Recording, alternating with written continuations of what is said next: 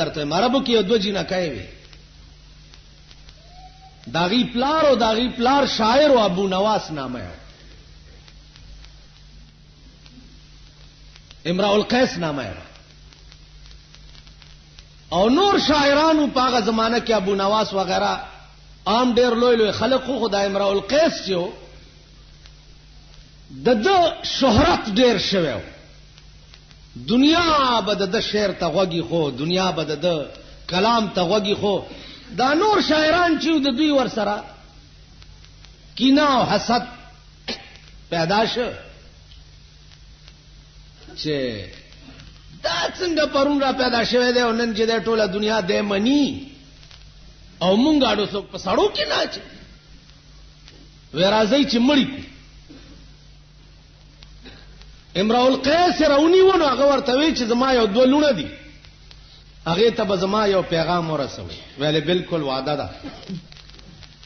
وې زما چې مړ کې او زما کور تلار شي نو زما لونو ته بداوي چې یا بنت امرؤ القیس یا بنت امرؤ القیس ان اباکما اے دوو لونو د امرؤ القیس په تحقیق سره تاسو پلار د دې الفاظو دا معنا ده بعد دومره زما لونو ته وای نور تاسو خلاص سړی مړ کو کور تراله لونو ته په دروازه کې आवाज وکړ چې یا بنت امرؤ القیس ان اباکما لونه روته او دا دواړه شاعرانی ونیو چې ویني ولی په تاسو زمون پلار وجلې دي ورته مونږ تاسو پلار کم ځای وجلې مونږ خو یو شعر و تاسو په دروازه کې ویني پولیس قاضي ته حاکم ته پیش چې پیشو حاکم ورته ویل چې تاسو سره څه دلیل دی چې تاسو پلار د وجلې اجینکو ورته مونږ سره دلیل ویلو ویل دوی یو شعر ویلې دی ا شعر دی دوی بیا وای نو اوس به خبره صفاش اغي یا بنت امرؤ القیس ان اباکما اجینکو ورته وی چې دا نیم شعر دی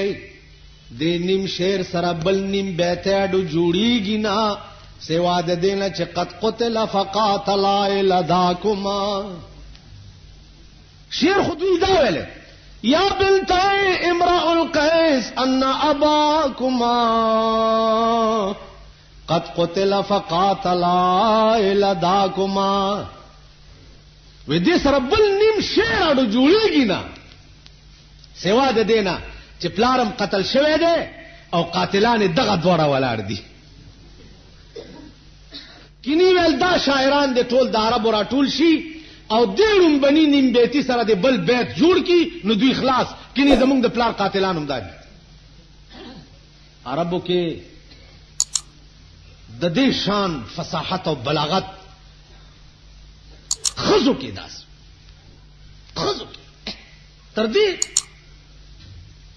یو سره د شاعر ابو نواس بادشاہ ته ورننه وته بادشاہ یو وینځوا هغه وینځله د سرو زرو هار جوړ کړي او ډېر جوړه کړي سنگار کړي د خیال کړي دی چې یاره دا بادشاہ هو دا وینځه ډېره خوخه ده نو څه صفات دا غوینځه کړي دی چې ګوره کڅه راکړ بادشاہ دغه په مزه کې داسې مستو چې دته اډوم نه کته شیرونه میرونه یو کده خیال کړي دا د پخوانه دا قصه ده سره روانه عرض مداو چې هغه ابو نواس د بادشاہ دا غوینځ ډېر صفاتو کو هیڅ ورته ورنک او نه ورته وکته دا ابو نواس بار راوته د بادشاہ په دروازه ولیکل چې لقد زاع شعري على بابكم كما زاع عقد على خالصا زاع ضایع نه ده ضایع شو او بس شو شیرونه زما ستا په دروازه کې بادشاہ كما زاع عقد على خالصا لکه چې تا بس کړه د سرو زرو عامل د خالصي وینځ په غاړه کې وینځله څوک د سرو عاملونه ورچي لکه تا چې د عامل بی عزتی کړي د وینځ په غاړه کې دا سه زما د شیرونو بی عزتی ستا په دروازه کې وشو سنتریانو کته چې دا شعر ابو نواس لیکلاړ دنه راپورټ کو چې ابو نواس خدا سے شعر لیکلو بادشاہ الور شیراوی ني سي چراوی ني و د چې دنه ننوتو نزاع عین بچرتم ک قتلې عین دا سلان دی خپل ٹھیک ده داسې نو د چې ننوتو نو د عین نه اعلان دی دا خپل داسې میټاو کړه نو چې عین نه لاندې خپل میټاو کې نو پاس حمزه پاتې شي خیالم کړی پاس حمزه پاتې شي چې ورننه وته بادشاہ ورته دا سدي لیکلي بار وسمې لیکلي څه ولقد زاع شعري على بابك و بادشاہ سلامت ته پخپل لګوري چې بادشاہ د حسین را پاسه چراغه عین نو حمزه کړي او د خلاندې ته خپواله و